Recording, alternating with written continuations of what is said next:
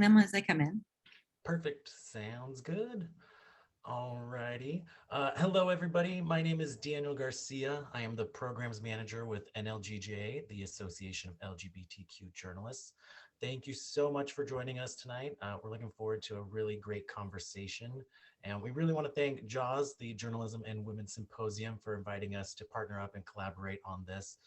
It's going to be a very fruitful discussion. We're excited to hear from two amazing speakers. And really quickly, I just want to turn it over to Molly. Did you have anything to add? I mainly just wanted to say thank you for partnering and organizing everything and doing such an amazing job. And I've been a member of your group for a while and love the work that y'all do. And I'm looking forward to learning more. Yes, likewise. And so that should serve as a shameless plug for promotion for membership. If you're not a member of either of our organizations, please consider joining one, if not both of them. I know we have really great programming, and we're definitely looking forward to things getting back to in person this year. So keep an eye out, please join. That being said, I'll just go over some quick housekeeping items before we turn it over to our speakers. Just please note that this session is being recorded. So please go ahead and mute yourself. You're welcome to stay on camera if you'd like, but please mute yourself so you don't take over some of the screen time. And we also will have a Q&A portion for the last 15 minutes. And so you can go ahead and submit your questions through the Zoom chat. And then, like I said, we'll get to those in the last portion. So with that being said, I'll turn it over to your speakers.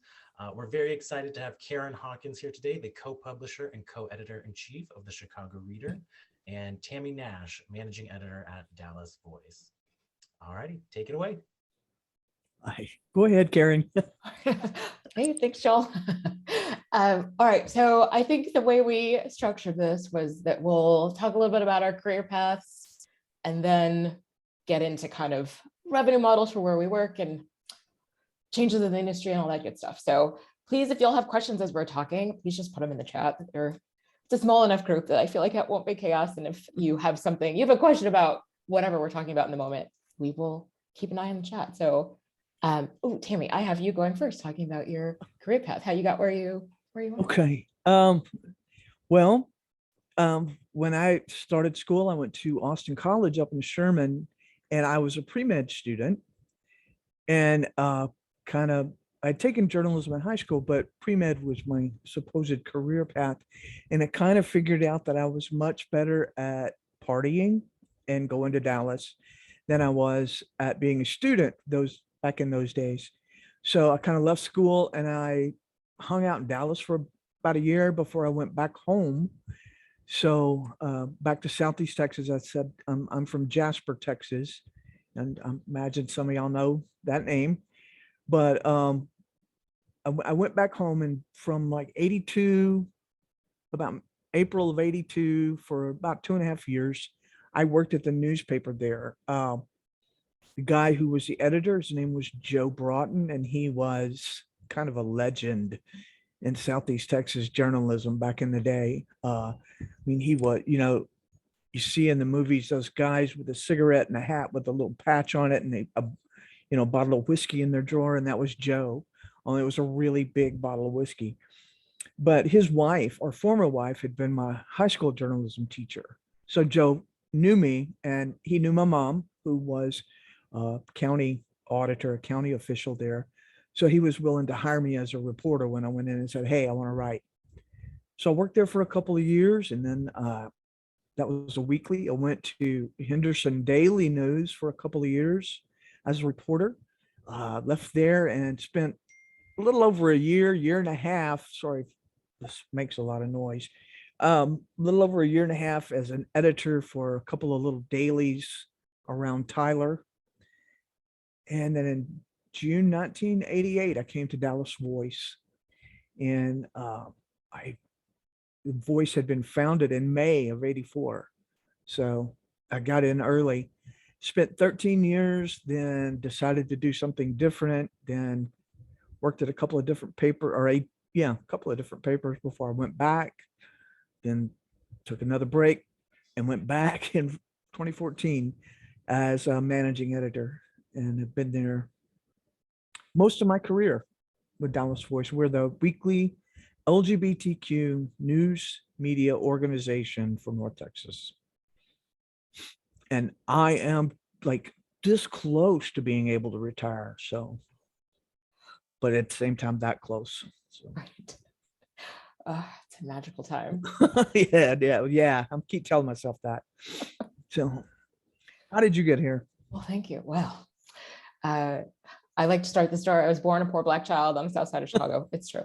I am a Chicago native, and I am one of those nerds that always knew I wanted to be a journalist. So I worked for my high school newspaper. We had a radio station at my high school. It's very bougie and super bougie. And I majored in journalism at the University of Illinois at Urbana-Champaign.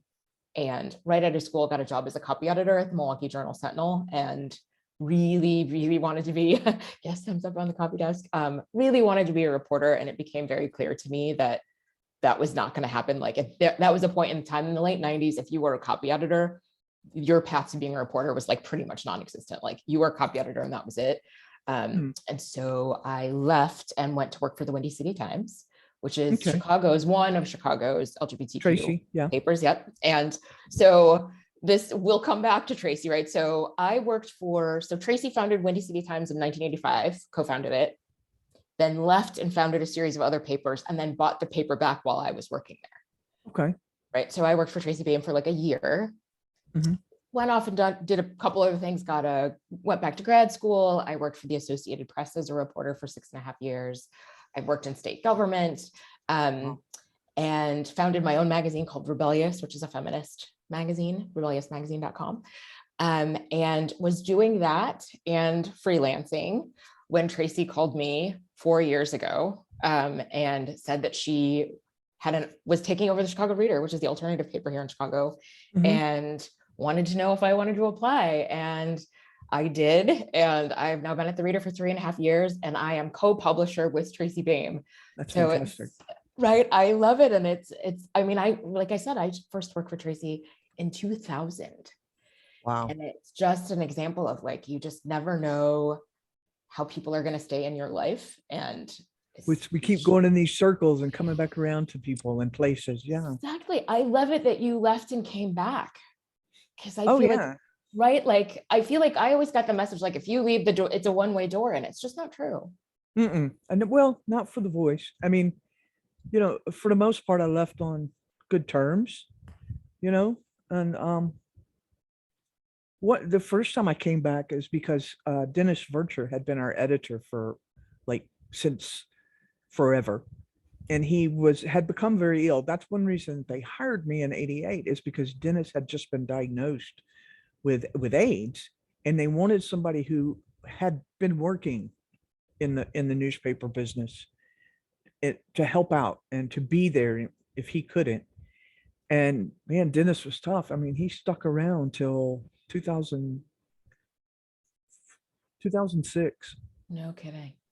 But it's like you leave and you come back, and it's like we'd like for you to come back, and we need you to come back and do take care of some stuff here. So it made me feel good, Right. It is flattering, right, to be invited back, right? And yeah, to know they want you to come back. So tell me about the Reader. Now, The Voice, our paper was founded by Robert Moore and Don Ritz, two men. Well, there was a third guy, but he didn't last long. He sold out to them, and they owned it until Don died, and then Robert owned it on his own until 2013. Wow. And in 2013, he sold it to Leo Cusimano, who is our owner and publisher now. Well, he sold it to Leo and Terry, but then Terry Thompson, Terry retired. He didn't really want to do it, so he retired, and so Leo owns it now. And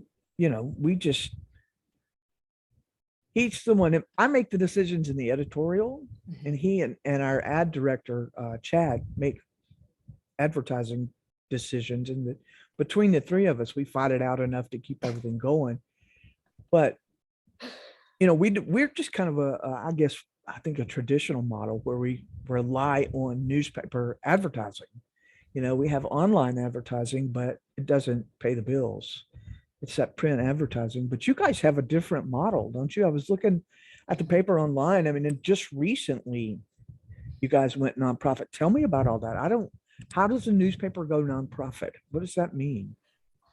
It's been quite a journey. And if you've been following along in the news, you know that recently it's been even more of a wild, it's just become even more wild of a ride. You know, Tracy and I started to take the Reader nonprofit.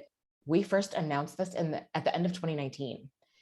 And both kind of saw it as the future. I really see nonprofit journalism, nonprofit newsrooms as the future of the industry, especially for a lot of us. And so it's an opportunity really to diversify your revenue, right? So you're not just depending on advertising, you can have memberships, you can get foundation dollars, gifts, large gifts are tax deductible. So that was why we looked into it. Tracy sent in our application to the IRS, I think in February of 2020. Wow. Right. Yeah. And we fortunately heard back by the end of 2020. So we've been running parallel operations, like a for-profit and a nonprofit Wow. for about a year and a half now. Right. And now are able to do the full transition to nonprofit. And yeah, and it really, we have been successful, fortunately, knock on wood, at diversifying our revenue streams. I think when Tracy took over in 2018, we were like 95% dependent on print advertising, and now it's down to 50%. What's you're talking about? You started in 2019, at the beginning of 2019, right? Is that what you said, or mid 2019? So end of 2019, we announced the nonprofit, applied to the IRS for 501c3 status in 2020. Yeah. 2020. That process at 2.5 years it's like that the normal length, or were there delays because of the pandemic and all of that? So and this is super in the weeds, sorry y'all, but so we got 501c3 status actually within like 6 to 9 months, but because we got PPP loans, we had to wait until they were forgiven to do the full transition. So right now we are still owned by we have a similar situation in that we're owned by two wealthy men who saved the Reader.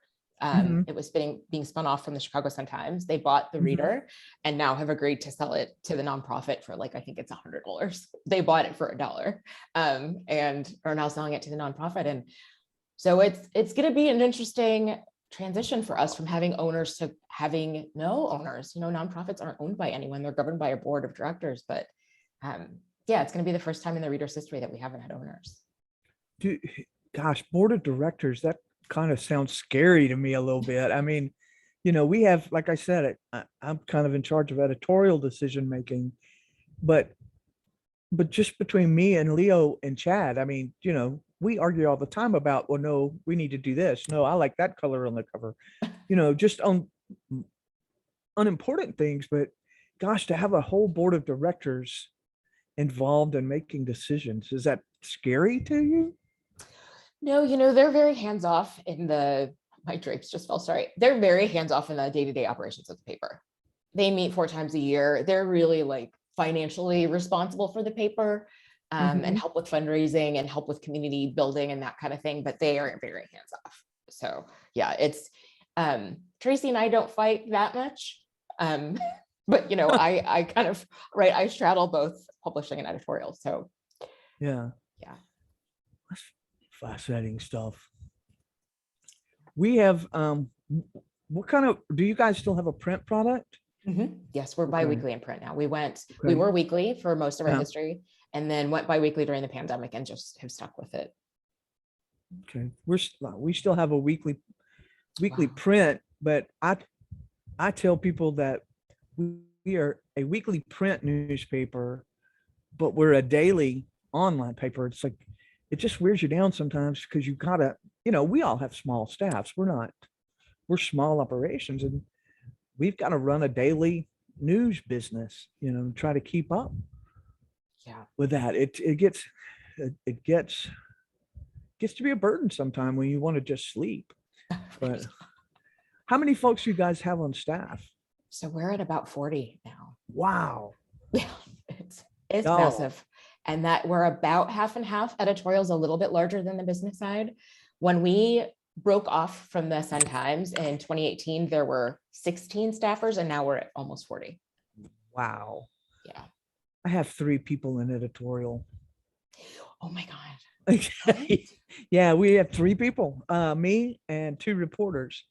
And then our advertising staff is Leo and Chad, and we got Steven who does office management, social media, marketplace ads, and we have 1 layout guy. Oh my God. So yeah, 40 just sounds like a embarrassment of riches. You know, y'all got it going on up there with 40 people. Yeah, 40 But people. tell me about your weekly print. How many pages are you guys running? Yeah, so bi-weekly we're at Bi-weekly, yeah, I'm sorry. the bi-weekly Paper Nowheres is fortunately a little bit bigger. Ideally, we'd be double the size that we were weekly, but it hasn't been true. But we've had some big issues recently, which for us is like 72 pages is a big issue for us. As small as 44, but as big as actually not 72. I think we were at 96 for the Best of Chicago in March. So That's good. That's real Yeah. good. Mhm. Yeah. What about, well, y'all aren't primarily LGBTQ. I mean, I was just thinking we've got Pride Month coming up, and oh, right. you know, I'm just giving up sleep for the month. Right. But what else were we going to talk about here? How big are y'all every week? How many pages? Well, are you doing? we were doing pretty good before the pandemic. Our size, our advertising had dropped off in, Mhm. from say 2012 to 2016, 2017, but it was building back up. But then, when the pandemic hit, we were down to, I think our lowest was 20 pages one week, Yeah. but we just kept going and we just kept going. And that's how we learned to work from home and Yes. do all this stuff. And this week we're working, I was just finishing up our issue for this, or not finishing up, but trying to get as much done on the issue for this week, tomorrow's deadline.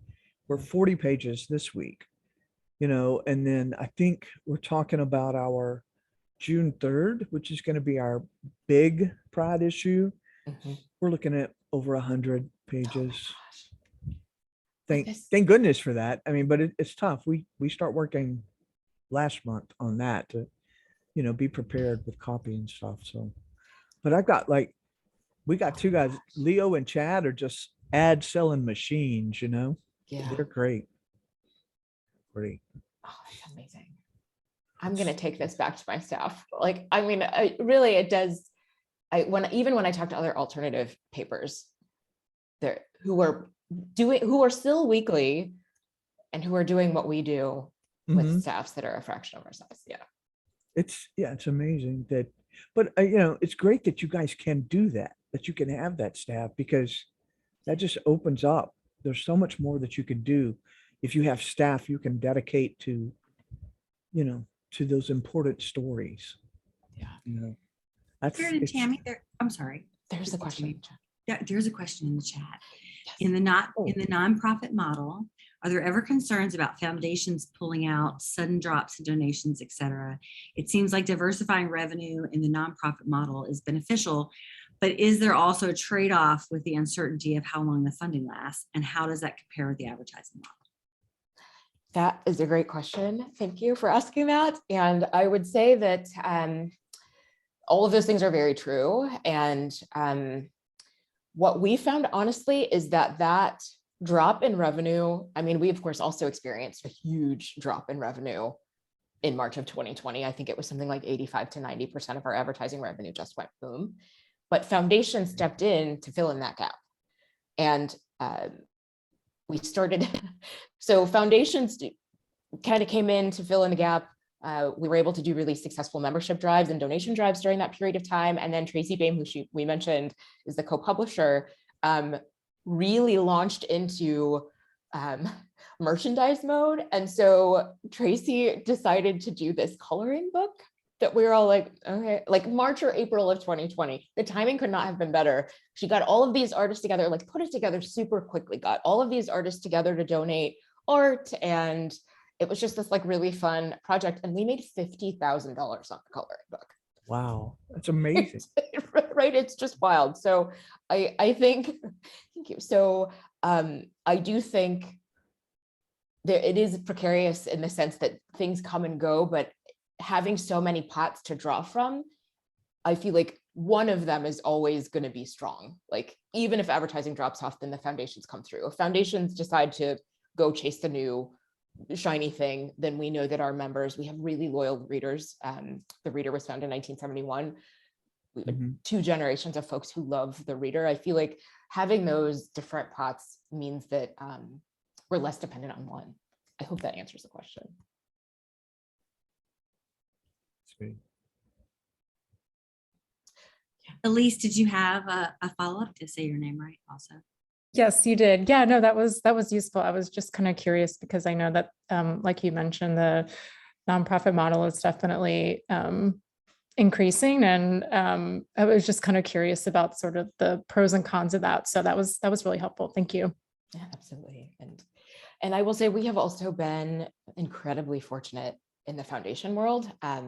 We've gotten grants from a lot of the local journalism funders, but also some foundations that don't fund journalism. And our pitch has been, if you care about the arts, if you care about climate change, if you care about racial equity, you should also fund the journalism that covers those things. And a lot of foundations fortunately have agreed with us. And I think a lot of the journalism funders have also tried to bring more folks in. So I will also say, if you run a for-profit, you can get grants. It is not impossible. There are ways to do it. If you're curious about it, reach out to me, because we were able to get grants before we were a nonprofit. Mhm. Thank you. Absolutely. So I'm curious about the community, and thank you, Kyle, for this comment about the community journalism. Like, Tammy, why has it been important to you to work in community journalism? I have always been in community journalism. I feel it because I've always been with small papers that's, relatively small, that serve a specific community. And that's what The Voice is too. I always say I've gone from a geographic community to a community that's defined by, other things, your LGBTQ identity, because that's our focus. But for me, I don't know. I've always felt like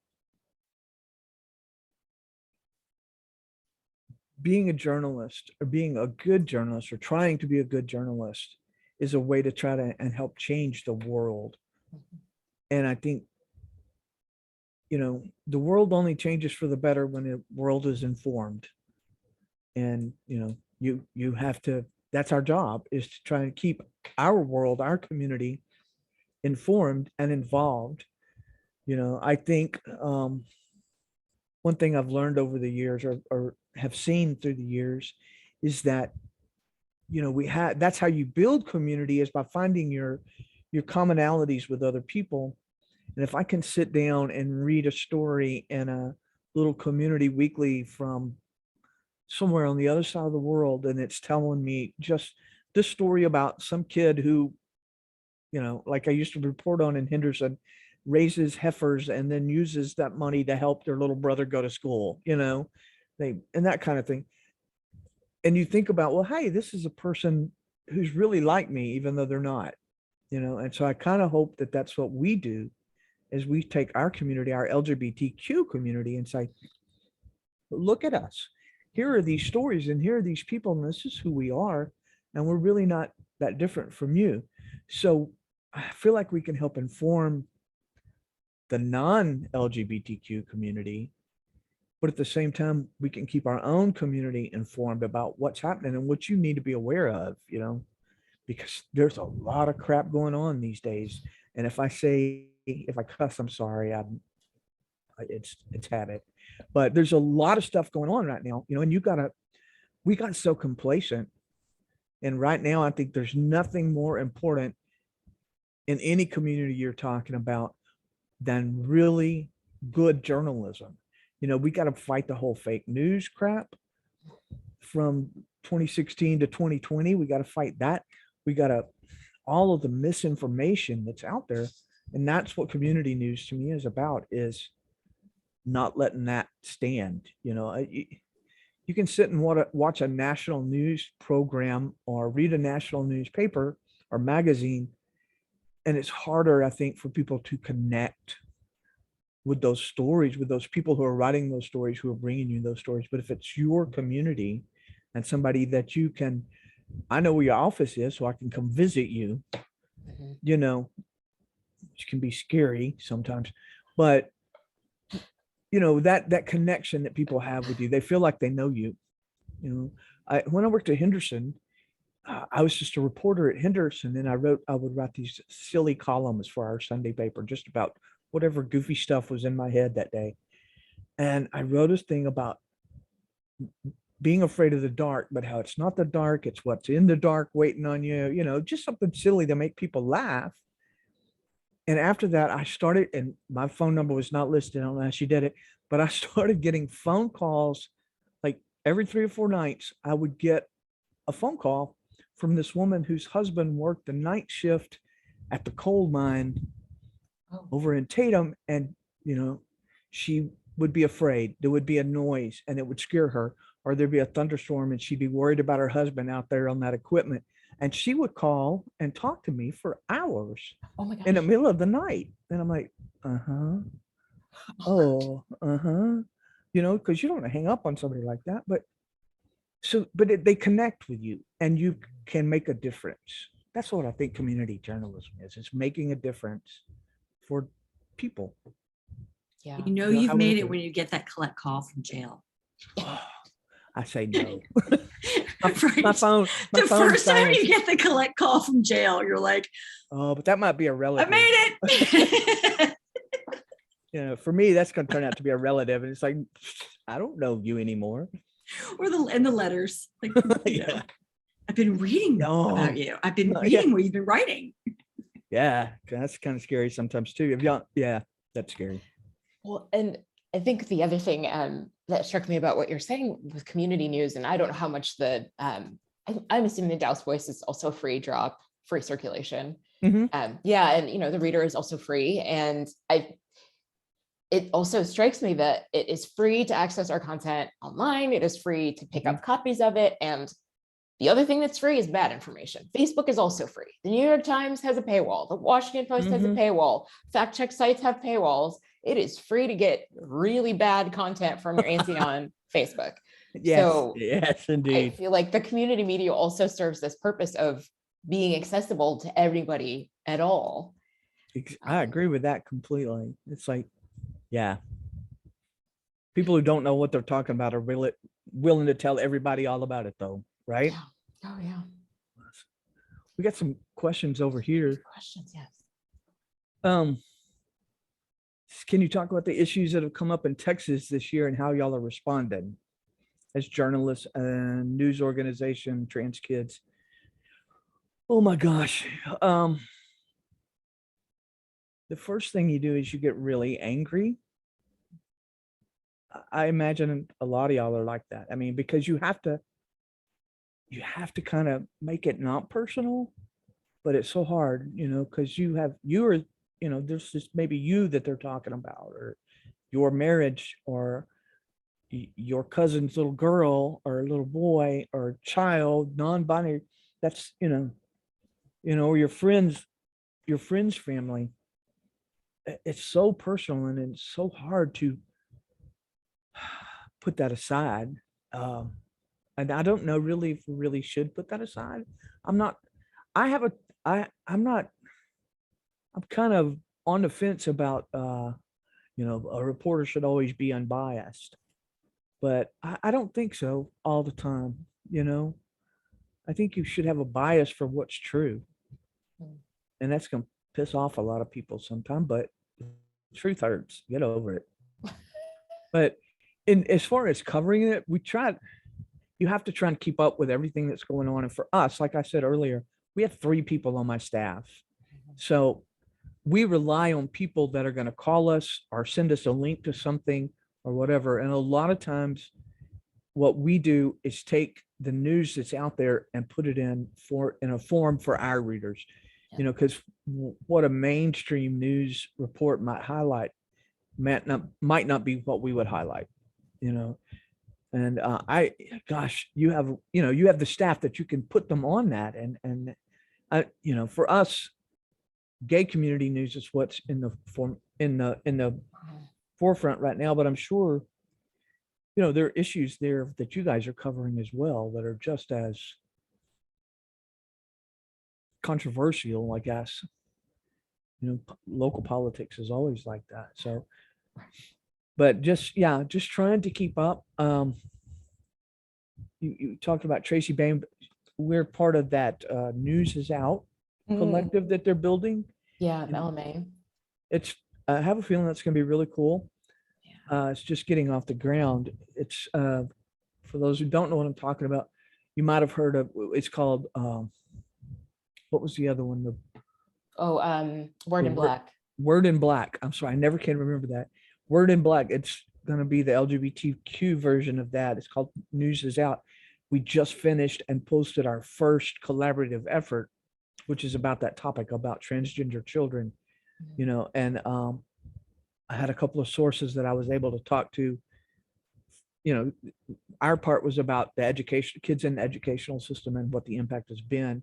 And I knew some folks to reach out to and talk to. So, we talk about that. I got a freelance piece from a student journalist based in LA who wrote about what's going on in Texas and asked me to please, consider her article. So we get that. We do have a lot of freelance help in that area. Yeah. So, but we rely on people to help us know what's going on and to help us keep up. So. Yeah. Yeah, that those collaboratives, I think they're are really exciting because I think they're getting funded. That Word in Black, and then News is Out. It's through the local media association, and their CEO is fantastic, Nancy. I just love her, and I feel like she's a visionary for those kinds of things. And one of the things I'm curious about, I worked in LGBTQ media 22 years ago, and there were so many. I feel like that sector felt so strong at the time. I mean, in Chicago, we had like 9 queer publications, right? From, we call them bar rags, to Windy City, to the Free Press. So I'm curious about what you've seen change in that sector, and what you're excited about that's changed, and what is hard that's changed. Well, we used to have a lot of papers around here too. We had our bar rag. It was called Twit, of all things, This Week in Texas. TWIT, This Week in Texas, and they were great. We loved them. And but they focused on something we didn't focus on. Yeah. And then for a while there was one called the Texas Triangle that this Kay, golly, I can't remember her name. Old, can't remember anything. Kay, she and her partner had started the Triangle because they wanted to be a statewide paper, and they wanted to, one of the complaints about The Voice back in the day was all of the sexually oriented advertising that we had. We had personals that were basically just Grindr in print, Right. And we had all of the bathhouses, and we had this and we had that, and masseuses. And you're not ever going to get, the good advertising because you got all this section. They don't want to be in there with that. And we're like, I don't care how bad you talk about these folks, or, you turn up your nose. They're paying our bills. They're paying my salary. I'm not going to argue with them, Yeah. and shoot, they deserve advertising too if they want to pay for it. That has changed. That's one of the things that has changed, and goes back to Robert Moore and his focus back in the late 80s, early 90s, in reaching out into the mainstream community and convincing them that they needed to be advertising in our paper for so many different reasons, because you want to reach our, what's the CMI survey? They're in the middle of that right now. Community marketing something survey. Is it initiative? Oh God, I hate being old. I say that's CRS, but I'm going to tell you what that stands for. That's a survey they started in the late 80s, early 90s to get statistics on the LGBTQ community, and how much money we had to spend, how loyal are we to brands, what makes us go back to a company or product or whatever, to convince mainstream advertisers, you need to be in this paper. And we've done that, and back in the day, it's heartening to me to see that we have a lot of LGBTQ professionals who are no longer afraid to advertise in the LGBTQ media. Back in the day, you didn't want people to know, you had to stay closeted or you're going to lose all these clients. And that's changed. It's been good to me to see that change. On the editorial side, we used to have to fight to get, you probably went through this too when you were at Wind City Times, fight to get some of the city or county officials to pay attention. Yeah. Oh, and getting somebody at the state level to pay attention and return your call or answer your questions, that was just unheard of almost. And now they call us, Eddie Bernice Johnson, from our congresswoman, her office is in the same building as ours. And she'll call down there. She knows David Taffet, my senior reporter. She's like, David, come up to my office. I need to talk to you about something. This is going on. Or, hey, can we send you an op-ed piece from the congresswoman? Sure. So Wow. they take us seriously now when they used to not do that. Yeah. So, Yeah. It's amazing. I mean, it is amazing the changes that have happened. And you're reminding me, this is a Tracy Bain story, but so our governor in Illinois is J.B. Pritzker. And back when he was, I forget what he's a billionaire businessman. I forget what he was doing at the time, but in print in Windy City, Tracy outed him as gay, but he is not gay. Like, she in a photo caption at some event called him gay. And every time I've seen JB Pritzker speak at a gay event, he tells the story about how Tracy Bain outed him. and he's not even gay. Right. And I mean, obviously he's very good natured about it. And he was good natured at the time. And Tracy laughs about it because she's just like, he could have bankrupted me and everyone I know, right? Like if he had sued her for this, right? Yeah. But yeah, it is. I feel like it's a little different in Chicago. I feel like politicians have been paying attention to the queer community for a longer period of time, but obviously it's different depending on what parts of the state you're in. They would always come. Well, there have always been, the brave ones, the politicians especially, would come and be at events and, talk about their support. But for so long, it was like, yeah, I want your money and I want your vote. And I promise you, I'm going to support you, but shh, don't tell anybody, right? Exactly, yeah. Don't tell them I'm taking money from the gays, because that would have been a bad thing. So, but what scares me though is, God, how much we're backsliding right now. Oh, yeah. Have you, golly, I mean, I can't tell you, I have to go through, we have a Facebook page, and everything we put on our website, on our DallasVoice.com website, goes directly onto our Facebook page and our Twitter. Yeah. And I don't handle our Twitter. I make Steven do that, but I go in, kind of keep an eye on our Facebook page.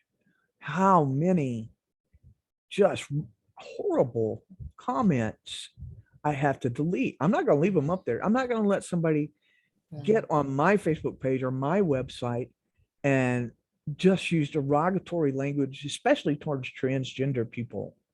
They are such a target right now, And what about freedom of press? I am free to delete your damn comment. Get off of my page. Right? Exactly. Yeah. I hate that. But That was I kind of my see it question. in the happening chat. more and more now. Mm. Oh, I'm sorry. You got to tell me. I'm not Oh, paying no, that's attention. okay. I just said that was sort of my point in my question in the chat. Oh. And I didn't mean, sorry, I interrupted you.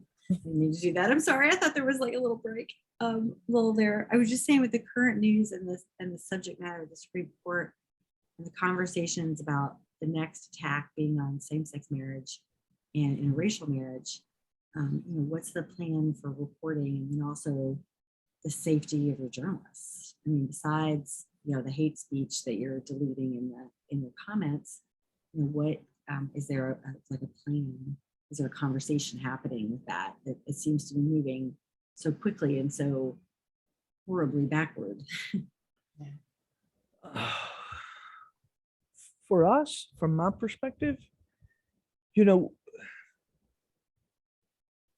it gets a little bit overwhelming, honestly, because you're thinking about it constantly. And sometimes you have to just stop. Okay, well, you have to just tell you they're not really going to do this, but you know that they could. They think they've won. It looks like they've won on abortion. What comes next? Somebody said contraception. Yeah. What comes next? Same-sex marriage. What comes next?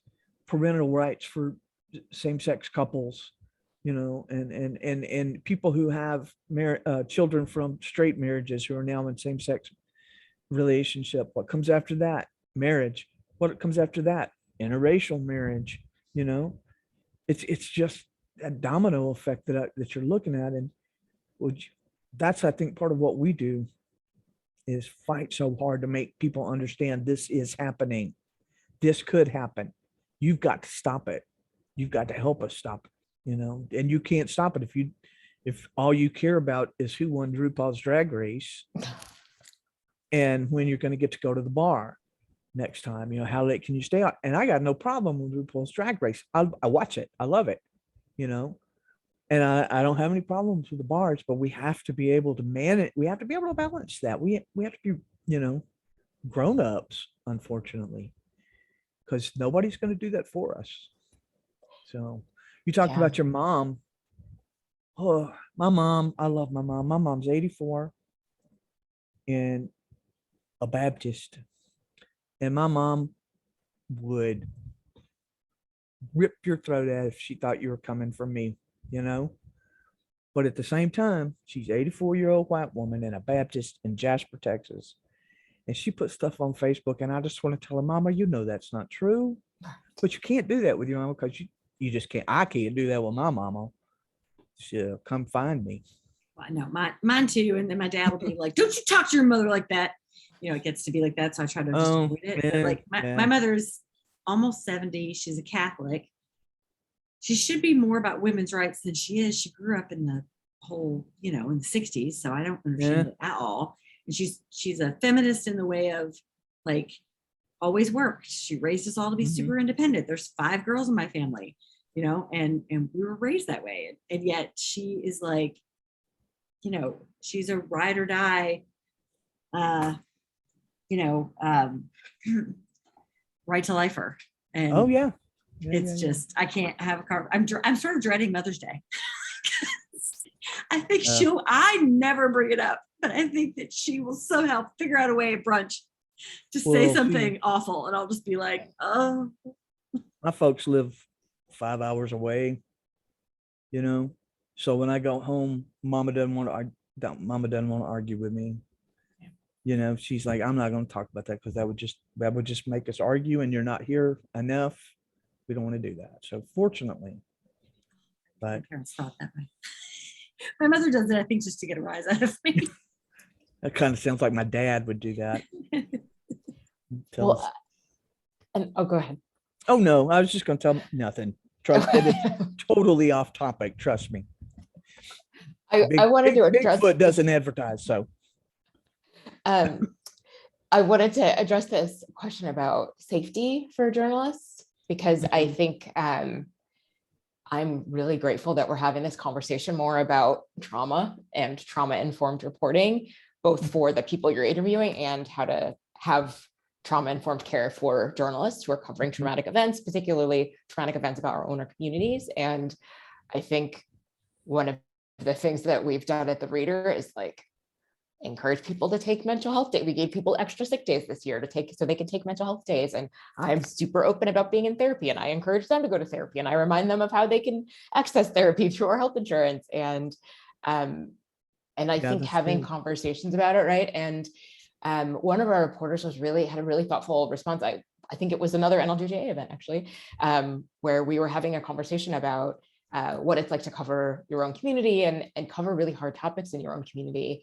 And I asked them what part of their self-care is, and their response was solutions reporting, like reporting not just about problems, but reporting about how people are fixing the things that are wrong. And I thought that was a really interesting response to that question. But I do think it's a good thing to be thinking about. And I feel like it goes back to this movement to recognize journalists as actual human beings, that we are also citizens. We are people with families and Opinions.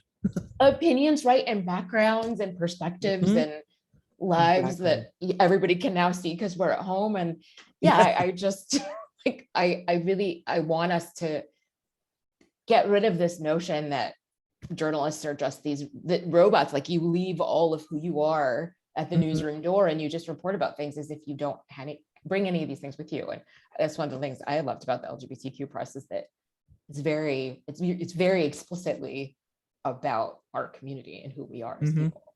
Yeah. It's, you see the stereotype of cops and paramedics and doctors where they become immune to Yeah. some of the horror that they deal with, and they make the bad jokes, and and I think that has happened to us in a lot of ways as journalists. Yeah. We get so, if you don't turn it off, if you don't put up that wall, then it'll overwhelm you. But if you put up that wall, then you cut yourself off from the people you're trying to reach. It's a tough thing to balance out. But for me, working at I think for all of us who work in news and in a newsroom, in an office where people know where we are, I know I have been, and I would be willing to bet all of you have been really afraid over the past 6-8 years. I mean, how did you feel when they walked into the newsroom and shot those people, here or in France when that happened? For me, it was the Pulse nightclub. Yeah. Somebody walked into a safe space. The clubs have been our safe space, our community centers where we go to be with each other. And somebody just walked in and mowed people down, and I go to my office and I sit there and I got one glass door Mm. that doesn't lock unless you lock it. You take that key and turn it. One glass door between us and the world. And a lot of that world doesn't like us, and that's scary, Yeah. and you gotta, I don't know.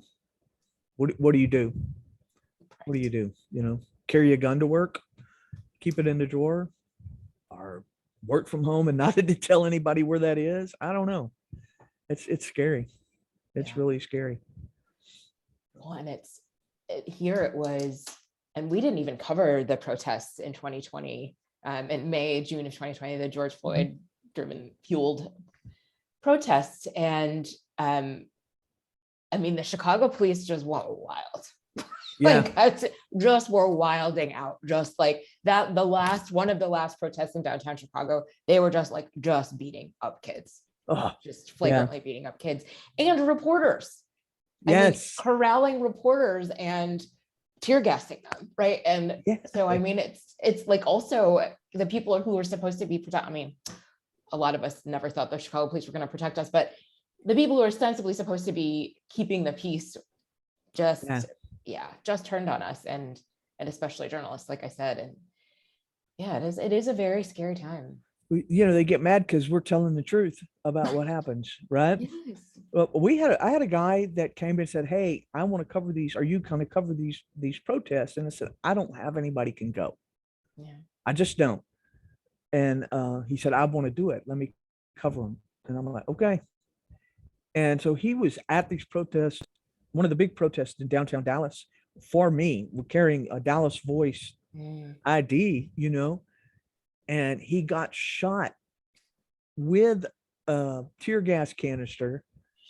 Oh my God. I mean, it hit him in the leg and in the, I think one hit him on the back, and one back of his leg was horrible looking, and was arrested for being there. And he kept telling them, I'm a reporter. And they just arrested him and had them all corralled. And I'm on the phone with every gay city council person in Dallas going, get down there. Whereas the police chief, you tell me she's, you better get my guy out of there. So they Wow. did get him out, but he was hurt.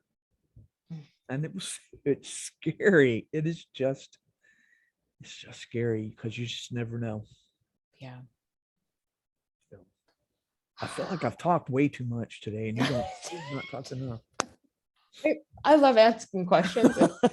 So, well, and I think like, oh my gosh, it's already, I can't believe that's what time it is. We have to hand off to Come on. Daniel soon, but I will end on a hopeful note, and I will say that I am hopeful because I think there are more, I think the industry's eyes are being opened to more of these issues, Hope so.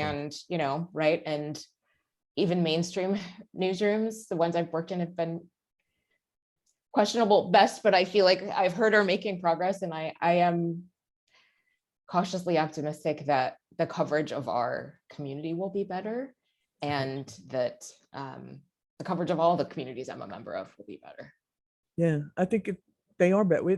It's gotten better. We just can't let it backslide. There's one of those Baptist words for y'all, backslide. You cannot backslide. So that's our job now, is Yeah. to keep people moving forward. So, Well, Daniel, I don't know if you're going to give a plug for the conference and all that stuff, so I'll let you take I it have away. one more question, just because I think Go that for it. even Yeah, though it's go a for it small now. group, the question is, are either of you hiring? Oh, yes. are we what? Either of you hiring? Hiring? I'm not. Hiring? I would love to, but I cannot right now. No, I no, do I take understand. I freelance. just figured. You Oh, take freelancers? I do take freelance. Yes, I do. That So, might be something people I would like can't to pay. know. I can't pay a whole lot for freelance, but we live sometime on freelance. So Yes, the Chicago Reader just posted a job today. We are hiring a social justice reporter. It's Wow. grant funded for the Ooh. first year, right? It's very exciting. And we will be hiring a senior editor for the Racial Justice Reporting Hub and Writers Room. That job hasn't been posted yet, but that will be next week. And then we have one other editorial position, TBD. Wow. But yeah, we have 2 openings right now. That's outstanding. Well, It if makes me feel really good to see you guys in that position.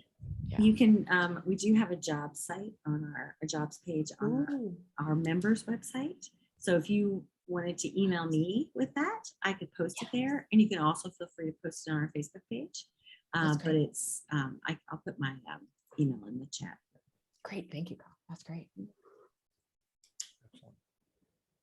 You can always also give us, always give us a shout out on Twitter or Instagram or something. If you've got something, I retweet all the time, people who tag us for job postings for sure.